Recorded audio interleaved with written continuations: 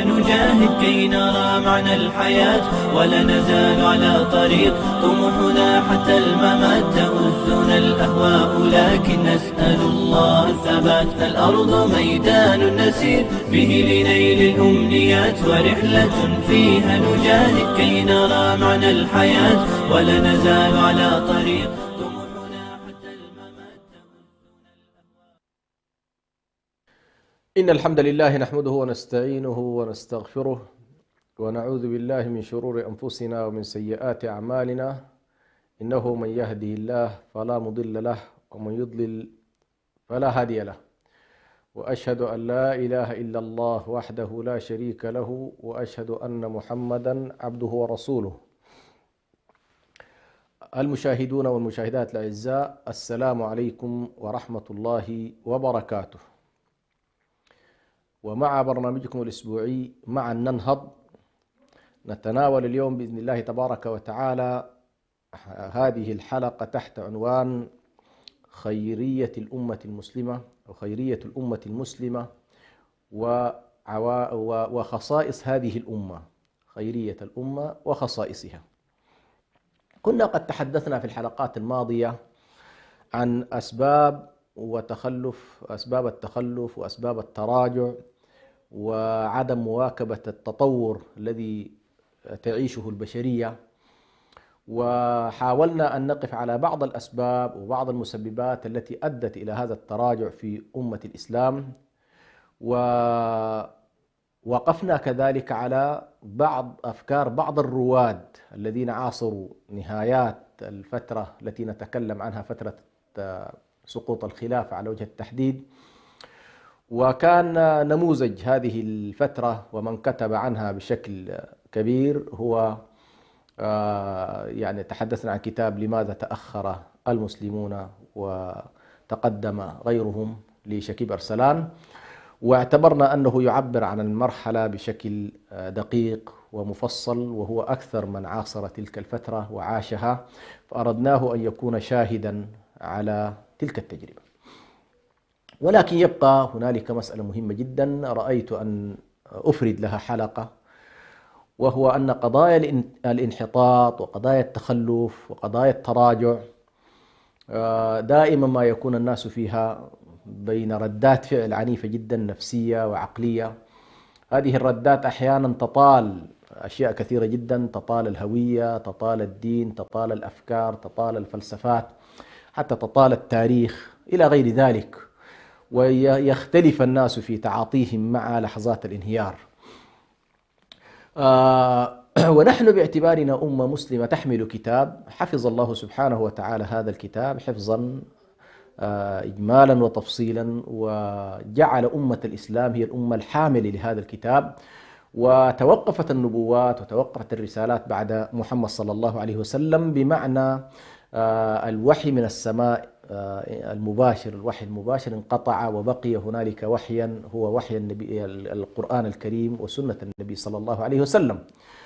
ولما نحاول أن نتكلم عن الأخطاء الحاصلة والتراجعات الحاصلة والتخلف الحاصل، يجب أن نضع حدود لما هو الذي نتحدث عنه، لأن البعض للأسف الشديد حاول أن يقتحم الأسوار ويحاول أن يقنع الناس ويقنع الأمة بأن مشكلة المسلمين في رسالتهم، مشكلة المسلمين في دينهم، مشكلة المسلمين في كتابهم.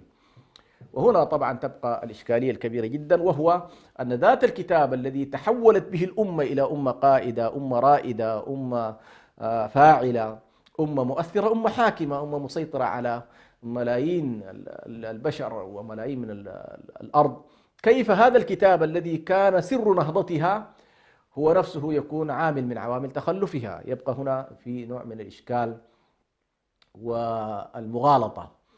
ولكن دعونا في هذه الحلقة إن شاء الله نتكلم عن خصائص أمة النبي صلى الله عليه وسلم، وكيف أن الله سبحانه وتعالى جعلها خير الأمم، فهي أمة خيرة.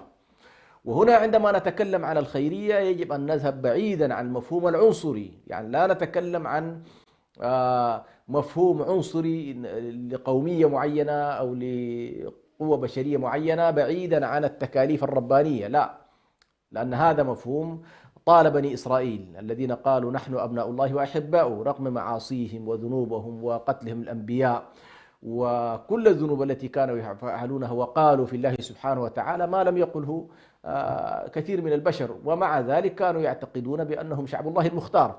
نحن لا نقول ذلك، ولكن أيضا يجب أن يكون المسلم الذي ينتسب إلى هذه الأمة يعرف خصائصها ويعرف خيريتها ويعرف اصطفاء الله لها ويعرف الاجتباء. هذا من فضل الله سبحانه وتعالى على الناس. فالله سبحانه وتعالى كما قال وربك يخلق ما يشاء ويختار، ففكرة الاختيار والاصطفاء والاجتباء فكرة أصيلة في الدرس القرآني وكذلك في الدرس الديني بشكل عام. فنحن نؤمن بأن الله سبحانه وتعالى يصطفي من الرسل ومن الملائكة ومن الناس ومن الأحجاء ومن الأزمان ومن الأمكنة ما يشاء. ربك يخلق ما يشاء ويختار، فخلق عوالم الإنس واختار بينهم، جعل أفضلهم الرسل، وفاضل بين الملائكة فجعل أفضلهم جبريل، وفاضل بين الأمكنة فجعل مكة والمدينة وبيت القدس جعلها من الأماكن الفاضلة، وفاضل بين الأوقات فجعل هنالك أشهر للحج وأشهر للصوم وأوقات للصلوات، وهكذا. ربك يخلق ما يشاء ويختار. هذه مسألة الاختيار أيضا مما جعله الله سبحانه وتعالى فاضل بين الأمم، فاضل بين الأمم، وهذا من فضله سبحانه وتعالى وليس فيه ظلم لأحد، يعني من فضل الله سبحانه وتعالى. فليس في هذا ما يجعل الإنسان يتطاول به على الآخرين، يعني ليس لا يجعلك أنك خير الأمم أنك والله تريد أن تتطاول على الناس، لا، لكن يجب أن تعتز بما أنت فيه وتشكر الله سبحانه وتعالى على أن جعلك من أمة النبي صلى الله عليه وسلم وأن جعلك منتسبا إلى هذا الإسلام وإلى هذا الدين. فليس هنالك ما يجعل المسلم منكسرا أمام الآخرين، هذا الذي نريده. يعني يجب المسلم الذي يريد أن ينهض، المنكسر لا ينهض، اليائس لا ينهض، المقلد لغيره لا ينهض، المفتون بغيره لا ينهض، المستلب ثقافيا لا ينهض، المقلد لا ينهض. إذن نحن نريد أن نقول بأن معرفتنا لخصائص هذه الأمة وما اصطفى الله سبحانه وتعالى بهذه الأمة، هذه مسألة مهمة جدا لا بد من الناس أن يقفوا عليها وهم في طريقهم إلى العودة وفي طريقهم إلى النهضة وفي طريقهم إلى الإصلاح وفي طريقهم إلى أن يتصدروا موقعا مناسبا يليق بهم، لأنهم أمة فعلا بهذا الشكل، أمة النبي صلى الله عليه وسلم. فهذه مسألة مهمة جدا. فمثلا نلاحظ أن الله سبحانه وتعالى جعل هذه الأمة من أفضل الأمم وجعلها خير الأمم، وجعل سبحانه وتعالى لها خصائص ومميزات لم يجعلها لغيرها. فلا بد هذه القضايا أولا مما ينبغي أن يحمد الإنسان، يحمد الله سبحانه وتعالى عليها ويشكره عليها، ويكون يبذل المزيد من العمل والجهد والفاعلية والتأثير حتى فعلا يكون أهلا لهذه الخيرية. يعني الخيرية ليست ثوبا تلبسه فقط، لا، يرتب عليك التزامات، يرتب عليك تكاليف، يرتب عليك أعباء. فالخيرية أيضا ليست تشريفا فقط ولكنها أعباء وتكاليف. هذه مسألة لا بد منها. ورغم أن الأمة يحصل فيها التراجع ويحصل فيها أحيانا الانهيار، يحصل فيها الضعف، يحصل فيها الشلل، لكن هذه الأمة لها خاصية أنها أمة لا تموت، أمة لا تموت، لأنها أمة مرتبط بها كتاب، وهذا الكتاب هو الكتاب الخاتم، هذا الكتاب هو الكتاب الخاتم. فارتبط هذا الكتاب فاعليته وتأثيره وحضوره بين الناس وحاكميته مرتبطة بالبشر، مرتبطة أن يكون هنالك أناس يلتزمونه. فجعل الله سبحانه وتعالى الفاعلية في الأمة والتأثير المستمر والديمومة وعدم الانقطاع من عوامل هذه الأمة التي لا يمكن أن توصف بأنها يعني هذه الأمة يمكن أن تتلاشى أو يمكن أن تموت، وبالتالي غيرها خلاص سيحتل المرتبة النهائية. ولكننا نقول نحن ضمن منطقة تداول، الأمة تضعف، الأمة تتراجع، الأمة تتخلف، يتقدم عليها غيرها، ولكنها ستبدأ دائما في النهضة مرة أخرى ولن تغيب عن المشهد العالمي في يوم من الأيام، لأنها أمة مرتبطة بالحي القيوم الذي لا يموت، الحي القيوم الذي هو نستمد منه الحق، نستمد منه القوة، نستمد منه الرحمة، نستمد منه الحب جل جلاله. وبالتالي هذه الأمة تستمد خيريتها من هذا المفهوم. يقول الله سبحانه وتعالى في مسألة خيرية هذه الأمة: كنتم خير أمة أخرجت للناس تأمرون بالمعروف وتنهون عن المنكر وتؤمنون بالله، ولو آمن أهل الكتاب لكان خيرا لهم. ولو آمن أهل الكتاب لكان خيرا لهم، منهم المؤمنون وأكثرهم الفاسقون. هنا طبعا الله سبحانه وتعالى يشهد لهذه الأمة بالخيرية، يشهد لها بالخيرية. منهم طبعا من قال بأن هذه الآية تخص أصحاب النبي صلى الله عليه وسلم، وفي أصحاب النبي صلى الله عليه وسلم تخص المراحل الأولى، ولكن يذهب ابن كثير عليه رحمة الله في تفسيره إلى أن هذه الآية عامة، هذه الآية عامة.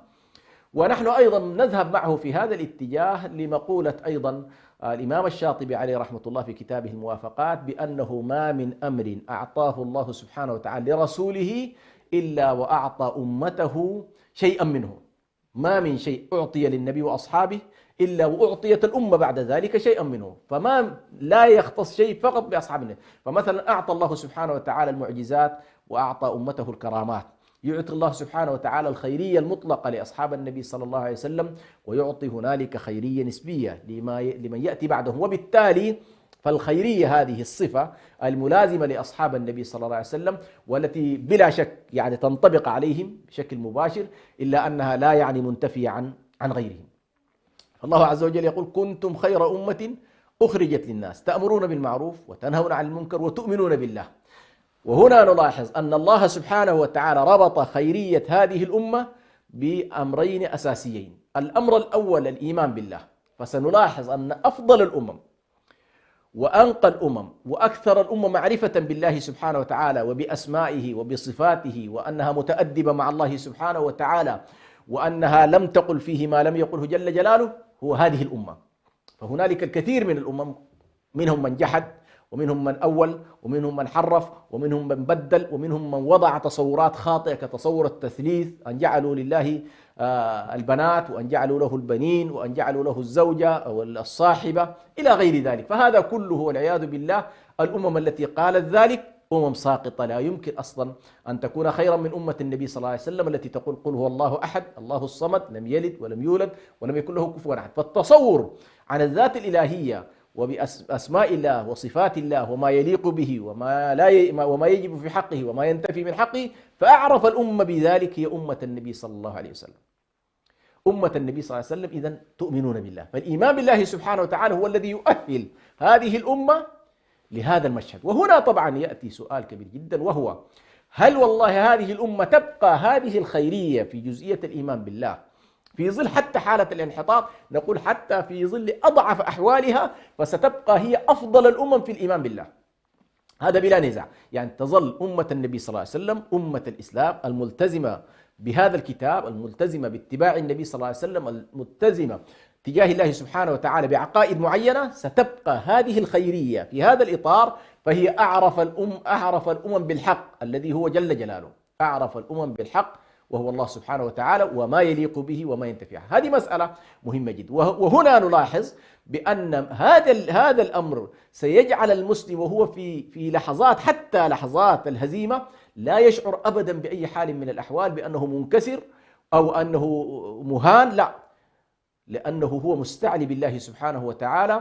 ولذلك الله سبحانه وتعالى نهانا تماما أن نشعر بالهوان: ولا تهنوا ولا تحزنوا وأنتم الأعلون إن كنتم مؤمنين. إذن الإيمان بالله سبحانه وتعالى يجعلك تشعر بالعزة، لأن العزة لله ولرسوله وللمؤمنين. والإيمان بالله سبحانه وتعالى يجعلك مستعلي بالله، وليس مستعلي على خلقه، مستعلي بالله سبحانه وتعالى عن كل تصورات الجاهلية وأوهامها وأخطائها وضلالها وغير ذلك. فأنت إذا بالإيمان بالله سبحانه وتعالى، هذا الجانب الأول. الأمر الثاني وهو الأمر بالمعروف والنهي عن المنكر. إذا خيرية الأمة حددتها الشريعة في أن هذه الخيرية ستظل الأمة محافظة عليها وملتزمة بها، وأحد جوانب التكاليف فيها بعد الإيمان بالله أنها أمة تأمر بالمعروف وتنهى عن المنكر، أمة تأمر بالمعروف وتنهى عن المنكر. إذن هذه مسألة مهمة جدا في مسألة الخيرية. وبالتالي لما نقول بأن الخيرية ليست مسألة تشريف يتفاخر بها الناس، ولكنها مسألة تكليف، بمعنى أنت في إطار التكاليف بالإيمان بالله سبحانه وتعالى والتكاليف بالأمر بالمعروف والنهي عن المنكر ستنال هذه الخيرية. ولذلك الله سبحانه وتعالى أيضا في آية قبل هذه الآية نفسها قال ولتكن منكم أمة يدعون إلى الخير. هنا قال كنتم خير أمة. إذن الدعوة للخير هي الدعوة إلى الإسلام، الدعوة إلى الإيمان بالله، الدعوة إلى الأمر بالمعروف والنهي عن المنكر. ولتكن منكم أمة يدعون إلى الخير ويأمرون بالمعروف وينهون عن المنكر وأولئك هم المفلحون. فالمفلح هو من كان داعيا إلى الله سبحانه وتعالى آمرا بالمعروف ناهيا عن المنكر. هذه الخيرية تدور إذن الاستجابة لله، الإيمان بالله، الأمر بالمعروف، النهي عن المنكر، هو الذي يجعل الإنسان مفلحا. وعندما يكون مفلحا يتجنب الخسارة. يقول الله سبحانه وتعالى والعصر إن الإنسان لفي خسر إلا الذين آمنوا وعملوا الصالحات وتواصوا بالحق وتواصوا بالصبر. إذن هذه مسألة مهمة جدا ونحن نتكلم عن خيرية هذه الأمة.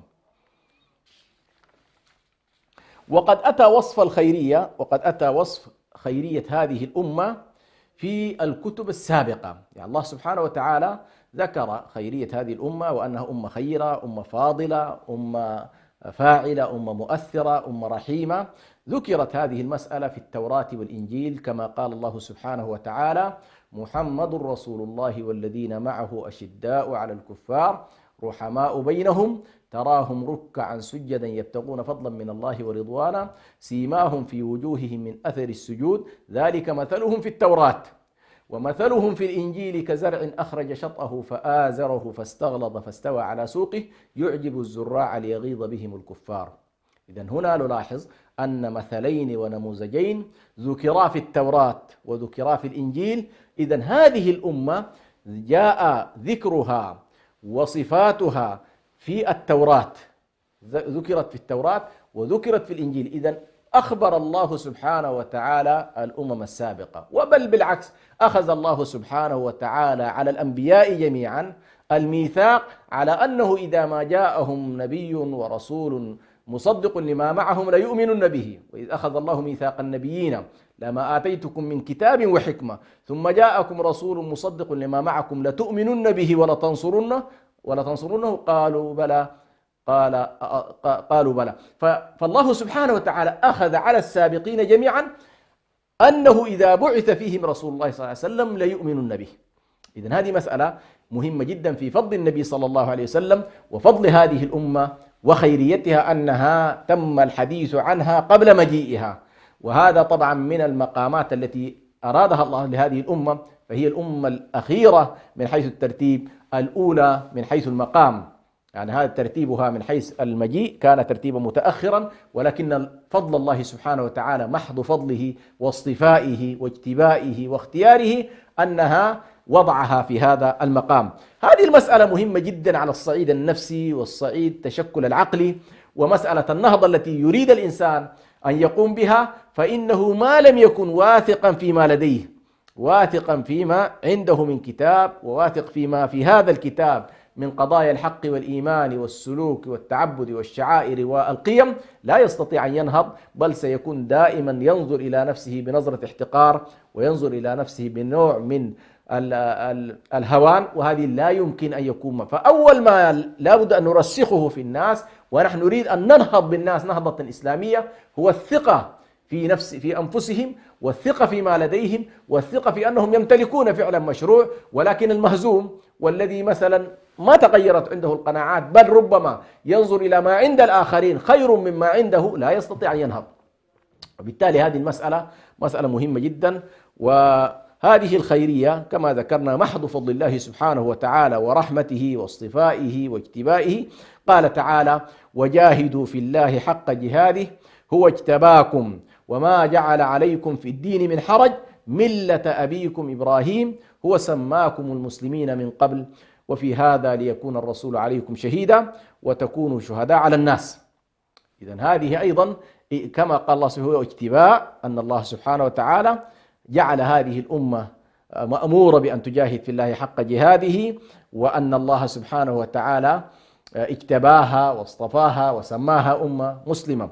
هذه الخيرية هي تكليف والتزام ومرتبط بعوامل الإيمان والاستقامة على شرع الله سبحانه وتعالى، وأن الإنسان مطالب فيه أن يكون آمرا بالمعروف ناهيا عن المنكر، ولن يخلو هذه الصفة، صفة الإيمان بالله والأمر بالمعروف والنهي عن المنكر، لن يخلو منها زمان، لن يخلو منه زمان من الأزمنة. وبالتالي هذه الصفة متحققة في الأمة مهما كانت، مهما تراجعت، مهما ضعفت، فهي أمة بطبيعة الحال فيها الإيمان بالله، فيها الاستجابة، سواء بمجموعها أو بطائفة منها كما سيأتينا إن شاء الله. يعني هنالك القرآن الآن يطلق مفهوم الأمة على ثلاثة أو ثلاث مصطلحات إنجاز التعبير. المصطلح الأول مستوى أمة الإجابة أو أمة الإسلام، هذا يطلق عليه مفهوم الأمة. أمة الدعوة، وهي كل ما جاء بعد النبي صلى الله عليه وسلم فهم بالنسبة لهم أمة دعوة. وأمة الدعوة بعد ذلك تنقسم إلى أمة استجابة وأمة غير مستجيبة، هي ساحة دعوة إلى الله سبحانه وتعالى. الأمة بمفهومها الثالث وهو الذي نتكلم عنه الآن، ولتكن منكم أمة، وهي الطائفة التي تحدث عنها النبي صلى الله عليه وسلم بقوله: لا تزال طائفة من أمتي ظاهرين على الحق فلولا نفر من كل فرقة منهم طائفة يتفقهوا في الدين. إذا هنالك مهما ضعفت الأمة قد يحصل تراجع عام، يحصل ضعف عام، يحصل ابتعاد عن منهج الله سبحانه وتعالى، قد ينفرط العقد الأمة السياسي، ولكن يبقى أو تبقى هنالك طائفة تقوم بها الحجة على الناس وتكون هي ناقلة لهذا الحق، آمرة به، مجاهدة في سبيله، ظاهرة على أعداء الله سبحانه وتعالى بالسنان واللسان. إذن هذه مسألة مهمة جدا في الوصف الأول لخاصية هذه الأمة، في أنها خير أمة أخرجت للناس، وأن هذه الخيرية مرتبطة بالإيمان، مرتبطة بالعمل الصالح، مرتبطة بالأمر بالمعروف، مرتبطة بالنهي عن المنكر. ماذا يترتب على أن هذه الأمة، عندما نقول هذه الأمة أمة خيرة، هنالك مجموعة خصائص تترتب على هذه الأمة. هذه الأمة من نعم الله سبحانه وتعالى عليها أن جعلها أمة مرحومة في الدنيا والآخرة، فأمة النبي صلى الله عليه وسلم أمة مرحومة. وهنا نلاحظ بأن صفة الرحمة أولا هي من أعظم الصفات التي تلازم هذا المسلم، تلازمه في مسيرته كلها. فمثلا الله سبحانه وتعالى أعظم صفة يتصف بها جل جلاله هي صفة الرحمة: عذابي أصيب به من أشاء ورحمتي وسعت كل شيء. فنلاحظ أن أعظم صفة لله سبحانه وتعالى تسع الجميع، تسع الكل، لا يتخلف عنها أحد مهما كان، هي صفة الرحمة. يعني الله سبحانه وتعالى رحمن رحيم، ولأن أعظم الصفات هي صفة الرحمة جعل الله سبحانه وتعالى هذه الصفة دائما تقترن مع العرش. الرحمن على العرش استوى، والعرش بما أنه أعظم مخلوقات الله المحيطة بالخلق كلهم، فإن أعظم ما يكون من صفة ملازمة للعرش هي صفة الرحمن. فالرحمن جل جلاله ملازم له هذه الصفة، وبالتالي نحن الأمة المسلمة عندها هذا الوصف، وصف الرحمة من الله سبحانه وتعالى. كذلك وصف الله سبحانه وتعالى كتابه بالرحمة، قال هدى ورحمة. يعني الله سبحانه وصف هذا الكتاب أنه هدى ورحمة وبشرى وإنذار وإلى غير ذلك. فالله سبحانه وتعالى وصف كتابه أنه كتاب رحمة.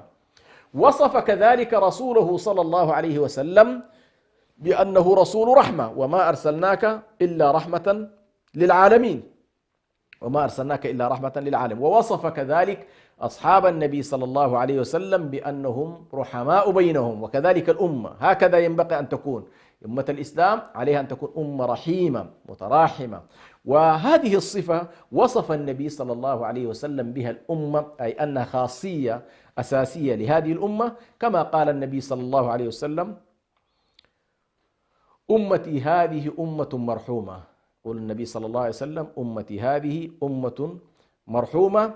وقد أخبر الله موسى عليه السلام أي الله سبحانه وتعالى أخبر موسى برحمة الله عز وجل لهذه الأمة. فموسى كان يدعو الله سبحانه وتعالى ويسأله بعض الأشياء، كما قال الله عز وجل في قوله تبارك وتعالى: واكتب لنا في هذه الدنيا حسنة وفي الآخرة إنا هدنا إليك قال عذابي أصيب به من أشاء ورحمتي وسعت كل شيء فسأكتبها للذين يتقون ويؤتون الزكاة والذين هم بآياتنا يؤمنون الذين يتبعون الرسول النبي الأمي الذي يجدونه مكتوبا عندهم في التوراة والإنجيل، يأمرهم بالمعروف وينهاهم عن المنكر ويضع عنه ويحل لهم الطيبات ويحرم عليهم الخبائث ويضع عنهم إصرهم والأغلال التي كانت عليهم. فالذين آمنوا وعزروه ونصروه واتبعوا النور الذي أنزل معه أولئك هم المفلحون. نذهب فاصل قليلا إن شاء الله ونعود إليكم فكونوا معنا. نسير به لنيل الأمنيات ورحلة فيها نجاهد كي نرى معنى الحياة ولا نزال على طريق طموحنا حتى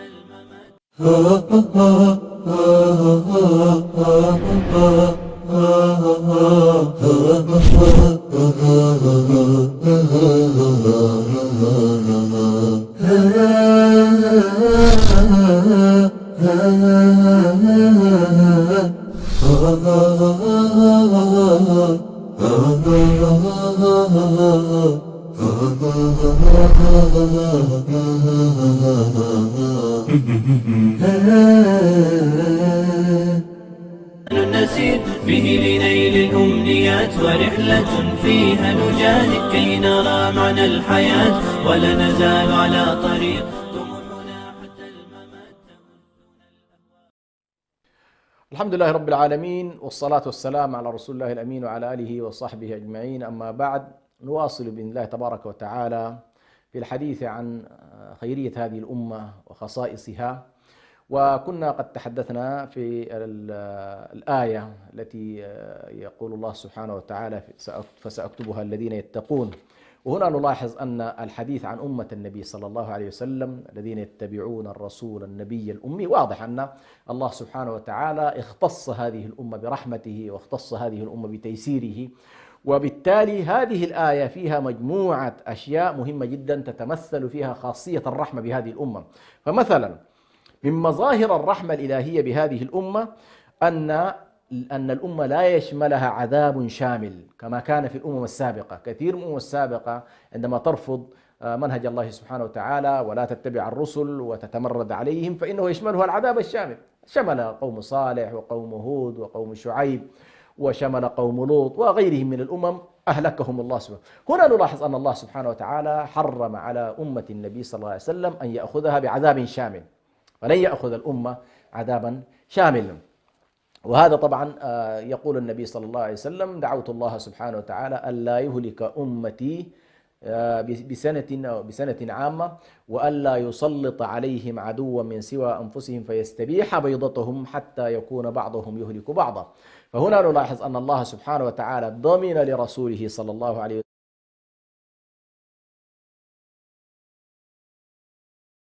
الأمة بمجموعها عن طريق السنين أو العذاب بالجوع بالقحط. يعني لن قد يحصل في منطقة دون منطقة، في مكان دون مكان، لكن لن يشمل هذه الأمة عذابا شاملا فتشملها كلها المجاعة مثلا، أو تشملها جميعا حالة الأمراض التي تكون تغطي كل الوجود بحيث يهلك الناس. هذه لن تحصل. حتى إذا جاءت أوبئة شاملة فإنها هي تتخذ منهم شهداء، ولكنها لن تهلكهم هلاكا عاما. هذا من فضل الله سبحانه وتعالى ورحمته. أيضا من رحمة الله بهذه الأمة أن خفف عليها الأغلال والآثار، كما قال الله هنا: ويحل لهم الطيبات ويحرم عليهم الخبائث ويضع عنهم إصرهم والأغلال التي كانت عليهم. فكانت هنالك في بعض التشريعات السابقة في بني إسرائيل تحديدا كانت هنالك أسرار وهنالك أغلال وكانت ثقيلة على الناس، لكن الله سبحانه وتعالى خفف على هذه الأمة وجعل توبتها توبة بسيطة. مثلا كان في اشتراطات التوبة مثلا أن الله سبحانه وتعالى إذا أراد أن يتوب على بني إسرائيل يقول: اقتلوا بعضكم بعضا. إذا أرادوا مثلا النجاسة وقعت على ثوب عديم يقطع الإنسان الثوب بالمقص، يعني يقطع القطعة كلها، لا يستطيع أن يطهرها بالماء. فنلاحظ على كل قضايا التشريعات كلها مرتبطة بشكل عادي. أيضا مثلا في قضايا التوبة لا تحتاج إلى وسيط، أنت لست بحاجة إلى أن تذهب إلى قسيس ولا تذهب إلى كاهن لتقول له: والله لقد أذنبت بيني وبين ربي. لا، الأمر بينك وبين الله سبحانه. فهنالك الكثير من التيسير الذي هو جزء من قضية الرحمة التي تكلمنا عنها. أيضا الله سبحانه وتعالى ذكر ذلك في كتابه: يريد الله بكم اليسر ولا يريد بكم العسر وما جعل عليكم في الدين من حرج وهنالك وضع العلماء بناء على ذلك من أعظم القواعد الكبرى في الفقه الإسلامي قاعدة التيسير. المشقة تجلب التيسير، كلما كانت هنالك مشقة الشريعة جاءت ببعض الأحكام التي تخفف هذه المشقة. تجد ذلك في السفر، تجد ذلك في المرض، تجد ذلك في الكثير من الأحكام التفصيلية. فهذه من رحمة الله بهذه الأمة، فهي أمة مرحومة، أمة مرحومة. ثالثا أيضا من مظاهر هذه الأمة أنها أمة ظاهرة على الحق، وأمة مقاتلة ومجاهدة ومنصورة. هذه مسألة أيضا مهمة جدا لا بد أن نستصحبها معنا ونحن في إطار قضايا النهضة. هذه الأمة من خصائصها أنها أمة ظاهرة على الحق، فهي بما لديها من كتاب، بما لديها من هدايات النبي صلى الله عليه وسلم، فإنها تمتلك من الحق ما لا تمتلكه كثير من الأمم. فقد تذهب الأمم الأخرى من خلال البحث العقلي والتجارب وغيرها تتلمس هدايات الحقائق، ولكن هنالك من الهدايات ما لا يمكن أن يحصل عليه الإنسان إلا إذا كان مؤمنا برسالة ومؤمن بكتاب. فالقضايا مثلا التجريبية الدنيوية يمكن الإنسان أن يصل فيها إلى، لكن كمال الهدايات لا يمكن أن يحصل عليه الإنسان إلا بالعلم والإيمان. يهديهم ربهم بإيمانهم ويهديهم كذلك بالعلم. فمن اكتفى بهداية العلم واستغنى عن هدايات الإيمان فإنه لن تكون له الهداية الكاملة. وبالتالي هذه الأمة من خصائصها أنها أمة قائمة بالحق. يقول الله سبحانه، يقول النبي صلى الله عليه وسلم: لا تزال طائفة من أمتي على الحق منصورة، وهي منصورة. ونصرة الله سبحانه لهذه الأمة بالحجة والبيان والسيف والسنان. فلن تجد مهما كانت البشرية في محاولة للجدال والصراع العقلي الفلسفي، الجدال القائم على البراهين والبينات، نلاحظ أن أمة الإسلام دائما بإذن الله سبحانه وتعالى منصورة في هذه الميادين كلها. وهذا ما تثبته على كل كثير من الحقائق التي نراها. وكذلك أثبت النبي صلى الله عليه وسلم لهذه الأمة أنها أمة مجاهدة، أمة مقاتلة، أمة ليست أمة ساكنة، ليست أمة يعني تأخذ الحق ولا تصطحب معه القوة. هذا منطق البشرية كلها، منطق التاريخ، منطق الحضارة، منطق النهضة، يقول بأن الحق يحتاج إلى قوة. فالذين يتصورون بأن كما يقول بعضهم أنك أنت محتاج إلى محامي بارع، ويتصور بأنه وكأنما ما شاء الله هذه البشرية إذا استطعت أن تقنعها بأسلوبك الرائع ومنطقها العقلي يمكن أن تستجيب. لا، ليست هكذا. فكثير من الناس، كثير من الأنبياء كان عندهم المنطق وعندهم الحجج وعندهم البراهين وعندهم البينات، ومع ذلك يأتي النبي وليس معه أحد. السبب في ذلك ضعف الحالة التي يكون فيها الشخص ضعيفا أو يكون الحق فيها ضعيفا. يعني الله سبحانه وتعالى لما قال عن شعيب: قالوا يا شعيب إنا ما نفقه كثيرا مما تقول وإنا لنراك فينا ضعيفا. فكان الضعف بالنسبة لشعيب مانع من موانع الفقه بالنسبة لقومه. لكن انظر إلى النبي صلى الله عليه وسلم بنفس الطريقة، أخرج من مكة وهو ضعيف ولم يستوعبه قومه ولم يستوعبوا ما كان يقول، فلما ذهب إلى المدينة وحشد لهذا الحق قوة تحميه، فإن هذه القوة يوم أن دخلت إلى مكة أسلمت كل قريش. وبالتالي الحق بشكل عام لا بد أن تستصحب معه القوة التي تحميه، وكثير من الناس تتحول. ولذلك المقولات التي تذكر الآن بأن والله بعض الناس يقول لك والله يا أخي المسلمين في أندونيسيا وفي ماليزيا وفي كذا دخلوا البلاد التي دخل فيها المسلمون عن طريق التجارة أكثر من البلاد التي دخلت بالفتح، ويريدوا أن يضعفوا من خاصية الجهاد. هؤلاء لا يدركون طبيعة القوة للحضارة الإسلامية التي كانت تسند التاجر الذي يذهب إلى الأندلس. يعني أشبه بهذا التاجر اللي كان يذهب إلى ماليزيا والأندلس وباكستان والهند وغيرها. صحيح هو تاجر ويحمل رسالته، لكنه كان يمثل حضارة كاملة، حضارة لها قوة، لها حضور، لها فاعلية، لها تأثير. وبالتالي أشبه ما يكون برجل الآن يحمل الجواز الأمريكي، حتى لو كان شخص بسيط الكل تجده مفتتن به ويحاول أن يقلده ويتأثر به ويقترب منه. وبالتالي هنا لا بد أن نجعل الحق مقرونا بالقوة، والقوة منضبطة بالحق. هذه هي الرؤية التي إن شاء الله تتسم بها هذه الأمة ومن خصائصها. ومن خصائص هذه الأمة بما أنها أيضا أمة منصورة وأمة مجاهدة، فقد اختصها الله سبحانه وتعالى كذلك بأن أحل لها الغنائم ولم تحل لأمة من قبل النبي صلى الله عليه وسلم، كما قال النبي صلى الله عليه وسلم أن الله سبحانه وتعالى خصه: أعطيت خمسا لم يعطهن أحد قبلي. قال: ومنها أعطيت الغنائم. يعني الغنائم في السابق كانت تحرق، كان الحكم الشرعي لها أن الناس لا يستفيدون من الغنائم، يحرقونها، ولكن حكم الله في أمة النبي صلى الله عليه وسلم أنها تقاتل في سبيل الله، ولها التحفيز الأخروي بدخول الجنان، ولها مع ذلك أيضا الانتصار، ولها كذلك بعد الانتصار ما حصلت عليه كذلك من أموال يقسم بينها، وبالتالي هذه من الأشياء المهمة جدا. وبالتالي هنا نلاحظ أن هذه الأمة من خصائصها أمة مقاتلة إلى قيام الساعة. وهنا لما يقول النبي لا تزال، تدل على الاستمرارية، قائمين ظاهرين على الحق، قائمين بالحق، منصورة على الحق، يقاتلون. كل ذلك اختص الله سبحانه وتعالى به هذه الأمة. والنصر بطبيعة الحال مقترن بالبذل، مقترن بالعطاء، مقترن كما قال الله سبحانه وتعالى: يا أيها الذين آمنوا هل أدلكم على تجارة تنجيكم من عذاب أليم تؤمنون بالله ورسوله وتجاهدون. بعد ذلك ترتبت عليها أشياء، منها وأخرى تحبونها نصر من الله وفتح قريب. فالنصر محبوب للنفس البشرية ونريد أن ننتصر، ولكن الله سبق ذلك بالجهاد بالمال والنفس. فالأمة إذا أقدمت بصدق إلى الجهاد في سبيل الله، أقدمت على أن تكون دافعة لأعدائها، فإن الله سبحانه وتعالى ينصرها ويحقق لها ما تريد.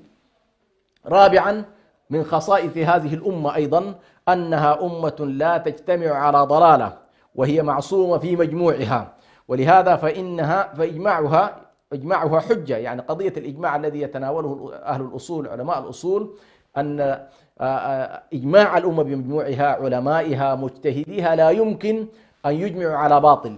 هذه مسألة لأن الخاصية التي ذكرناها، ما من خاصية أعطيت للنبي صلى الله عليه وسلم إلا ولقومه ولأمته مثل ذلك. فالعصمة انتقلت بعد النبي صلى الله عليه وسلم إلى مجموع الأمة لا إلى أفرادها، فالأمة بمجموعها لا يمكن أن تجمع على باطل. وهذه مسألة مهمة جدا، وهو أن الإنسان ينظر إلى سواد الأمة الأعظم، ينظر إلى اتجاهات علمائها، اتجاهات مجتهديها. لا يمكن الأمة بمجموعها أن تجمع على حكم باطل أو موقف باطل. وهذه قضية أيضا من القضايا المهمة التي اختص الله سبحانه وتعالى بهذه الأمة، وذلك أن الله حفظ الكتاب في صورته المنزلة كما حفظ الكتاب في صورته العملية بأمة تقوم به، وفي أقل أحوالها طائفة تقوم بهذا الأمر ممتثلة للكتاب وعاملة به وداعية إلى الله سبحانه وتعالى. ولا تخلو الأرض في أي مرحلة من مراحلها أو في أي مكان من الأرض كلها، لا يمكن أن تخلو من يقوم لله سبحانه وتعالى بحجة ويدعو إلى الله بما أمر الله به. فالأمة المسلمة أمة شهد الله لها بأنها هادية بالحق وقاضية وعادلة به. قال الله سبحانه وتعالى: وممن خلقنا أمة يهدون بالحق وبه يعدلون. وقال قتادة: كان النبي صلى الله عليه وسلم لما يقرأ هذه الآية، لما يقرأ وممن خلقنا أمة يهدون بالحق وبه يعدلون، يقول: هذه لنا أو هذه لكم، يعني هذه لأمة النبي صلى الله عليه وسلم. وقد قال لمن قبلكم، لمن سبق من بني إسرائيل: ومن قوم موسى أمة يهدون بالحق، ومن قوم موسى أمة يهدون، وكلاهما في سورة الأعراف. فهنالك أمة كانت من قوم موسى هادية بالحق وعادلة به، وكذلك أمة النبي صلى الله عليه وسلم قائمة بالحق وعادلة به. خامسا أن هذه الأمة من خصائصها أنها أوسط الأمم وأعدل الأمم، وأنها الأمة الشاهدة على الخلق إلى يوم القيامة، شاهدة حتى على الأمم السابقة. وهذا نجده في قول الله سبحانه وتعالى: وكذلك جعلناكم أمة وسطا لتكونوا شهداء على الناس ويكون الرسول عليكم شهيدا. يكون الرسول عليكم شهيدا. وهنا نلاحظ أن الله سبحانه وتعالى لما يقول: وجعلناكم أمة وسطا، نلاحظ أن الأمم دائما إما أنها تتطرف نحو اليمين أو تتطرف نحو اليسار. هذه إشكالية كبيرة جدا. مثلا تجد أن هنالك من يكون ماديا محضا، وهنالك من يكون روحيا محضا ما بين الأمتين، خاصة الأمة اليهودية صارت أمة مادية، حتى أن المادة عندها صارت كل شيء، وتجد أن الأمة النصرانية أمة روحية وانتهت بدينها إلى الحالة الروحية المحضة وتجاهلت الحالة المادية، وهنا اختل ميزان الإنسان الذي يتشكل من مادة وروح، من جسد وروح. وبالتالي أمة الإسلام أمة وسط، بحيث إنها تتعامل مع الإنسان كما هو، تتعامل مع الإنسان كما هو.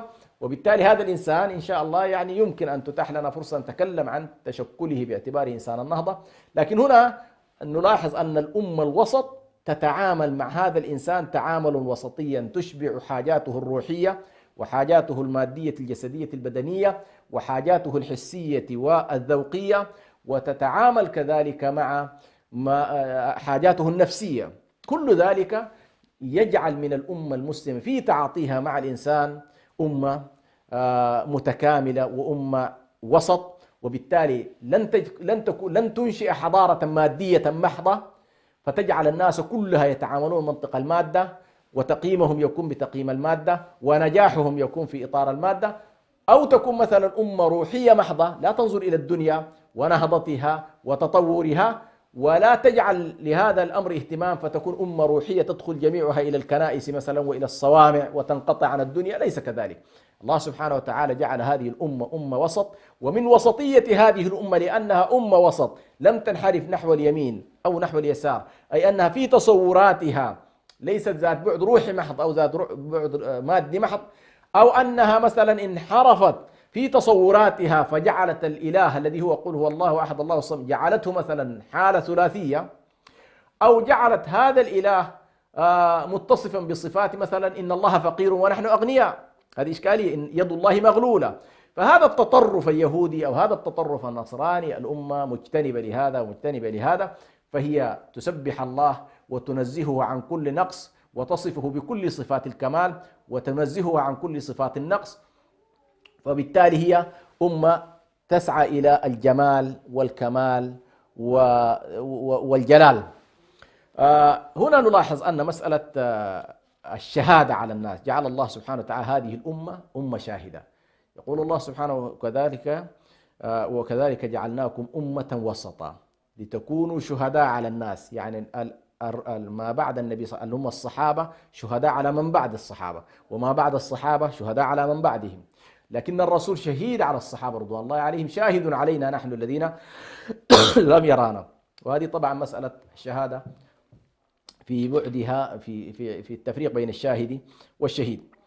وهنا النبي صلى الله عليه وسلم من قضايا الشهادة ستكون هذه الأمة شاهدة على الأمم السابقة للرسل، أن الرسل بلغوا شعوبهم بلغوا أممهم بما أخبر الله بهذه الأمة، لأنها أمة آخر أمة قص الله عليها كل القصص السابقة، فهي تشهد للأنبياء لأنهم بعد أن غابوا ليس لهم علم بما جرى، كما قال عيسى عليه السلام وكنت عليهم شهيدا ما دمت فيهم فلما توفيتني كنت أنت الرقيب. فالله سبحانه وتعالى هو الرقيب عليهم، ونحن أمة شاهدة بإعلام الله لنا بأن عيسى بلغ وبأن موسى بلغ، بل بالعكس نحن بالنسبة لعيسى نشهد له بأنه عبد الله ورسوله، ونشهد بأنه والله ليس إلها، ونشهد بأنه ابن مريم وليس ابن زنا إلى غير ذلك. فاليهود يقولون عنه ابن زنا، وهؤلاء مثلا يجعلونه إلها. فما بين التطرف اليهودي والتنطع والغلو النصراني الأمة المسلمة أمة وسط تجعل من عيسى عبد الله ورسوله، فهي شاهدة على الأمم السابقة. كذلك أيضا هي شاهدة على الناس. هذه الأمة المسلمة يقول النبي صلى الله عليه وسلم من أثنيتم عليه خيرا فهو إلى خير، ومن أثنيتم عليه شرا فهو إلى شر والعياذ بالله. يعني هذه الأمة من خصائصها أنها تشهد لأهل الخير بالخير وتشهد لأهل الشر بالشر، وهذا طبعا بما هو في الظاهر، فتشهد لأهل المساجد وتشهد لأهل التقوى وأهل الإحسان وأهل الورع والمبتعدين عن الفساد المبتعدين عن الفواحش تشهد لهم بالخير، والذين يعني لا يصلون ولا يصومون ولا يرحمون الخلق ولا يتصدقون ولا يبتعدون عن الفساد تشهد لهم بالشر.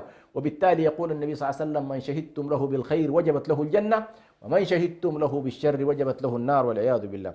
والشهادة بطبيعة الحال تقتضي حضورا، أن الشهود يعني هو الحضور، يعني الإنسان الشاهد طبيعته أن يكون حاضرا ويكون عالما ويكون خبيرا ويكون عدلا وليس بفاسق ويكون فاعلا وليس شخص خامل وليس له تأثير. فالشهادة يعني هذه الأمة لتؤدي الشهادة على الناس وتؤدي الشهادة على البشرية لا بد أن تأخذ موطنها الطبيعي في الريادة بين الأمم. وبالتالي هذا الغياب الذي نراه الآن في غياب أمة الإسلام عن المشهد العالمي هذا واحد من الإشكالات الكبيرة جدا التي تؤثر بطبيعة الحال في صيرورة حركة الأمة وفي فاعليتها وشهادتها.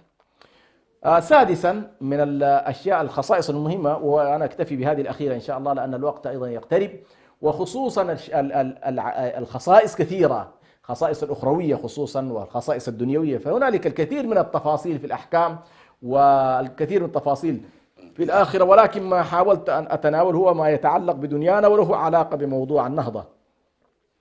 أيضا من خصائص هذه الأمة أن الله سبحانه وتعالى جعلها أمة مستمرة ومتجددة، غير منقطعة وغير متكلسة ولا تحاول أن تجدد ذاتها. هذه الأمة جعلها الله سبحانه وتعالى أمة تجديد، يعني في الوقت الذي هي تتمسك بكتاب يعبر عن الأصالة تعبر عن كتاب يعبر عن مرجعية وعن ثبات وعن استقرار وعن مركزية هذا الكتاب، ولكنه في نفس الوقت جعل الله سبحانه وتعالى مستوى التدين، جعل الله سبحانه وتعالى هنالك حالة من التجديد المستمر. يعني في السابق مثلا طبيعة الرسالات هو أن الله سبحانه وتعالى يرسل رسول وتستمر رسالة هذا الرسول لفترة من الوقت، ثم بعد ذلك يضعف في الناس، يطول كما قال الله سبحانه وتعالى يعني فطال عليهم الأمد فقست قلوبهم. هذا البعد دائما يؤدي إلى قسوة القلوب لما تطول المدة. فالآن لما يطول العهد بالرسول صلى الله عليه وسلم تجد أن الناس ينسون طبيعة الرسالة وخصائصها ولغتها وحالتها وأعرافها، لكن تحتاج بعد فترة إلى من يجدد. فالنبي صلى الله عليه وسلم أخبر بأن هذه الأمة يبعث الله لها على رأس كل 100 سنة من يجدد لها أمر دينها، لذلك هنا مسألة التجديد المئوي هذه سبحان الله من خصائص هذه الأمة، لأنه 100 سنة يحصل فيها فتور، يحصل فيها ضعف في الفهم، يحصل فيها نوع من الأحيان إذا كانت حضارة يعني نهضت كثيرا وحصلت فيها الترف تحصل فيها أيضا عمليات الضعف وعدم المقاومة والجهاد، فهذا يؤدي في نهاية المطاف إلى أن الحضارة تضعف والأمة تضعف. لكن الله سبحانه وتعالى لا يتركها، يبعث الله لها ومن هذه من صيغ العموم، قد يكون فردا وقد يكون حزبا وقد يكون جماعة وقد يكون مجموعات، بعضهم يجدد في العلم بعضهم يجدد في العمل. ولكن الخلاصة التي نخلص إليها في التجديد المئوي هو أن هذه الأمة خلال 100 سنة تتجدد حالة التدين. فإذا كان قبل 100 سنة حصل كما ذكرنا ضعف وانهيار وكذا، لكن الله سبحانه وتعالى يبعث لهذه الأمة من يجدد لها ومن يتجه بها نحو النظر إلى كتاب الله سبحانه وتعالى كما أنزل، وإلى سنة النبي صلى الله عليه وسلم كما قالها عليه الصلاة والسلام، ويبعد عن الناس عن الجمود والتقليد، ويذهب كذلك عن الاستلاب الثقافي، ويذهب عن التبعية الخارجية، فيجعلها أمة معتزة بكتابها، معتزة برسولها، معتزة بتاريخها، ولكنها أيضا مجددة في واقعها حتى تستطيع أن تنزل كلام الله سبحانه وتعالى في واقعها. فهي ليست أمة أسيرة الماضي، ليست أمة أسيرة الماضي فقط، ولكنها هي أيضا تعيش الواقع. وبالتالي هذه مسألة مهمة جدا. فقضية الاجتهاد والجهاد أمران ملازمان لهذه الأمة، الاجتهاد في الجوانب العلمية والإجابة على تساؤلات وتحديات الواقع، والجهاد من خلال تحويل هذه الرؤى والإجابات الفقهية والإجابات النظرية تحويلها إلى واقع عملي يمشي بين الناس، وهو ما يعرف بمسألة تحقيق المناط. يعني عندنا مثلا والله هذا حكم شرعي كيف نحققه في الواقع، هذا يسمى تحقيق المناط. وبالتالي هذا الاجتهاد يجب أن يكون مصحوبا بجهاد ينزله على الواقع. وبالتالي هذه الأمة جعل الله سبحانه وتعالى ولاة أمرها بين أمرين، علماء الأمة وأمراء الأمة، فهؤلاء بعلمهم وهؤلاء بنفوذهم وقوتهم يجددون للأمة أمر دينها.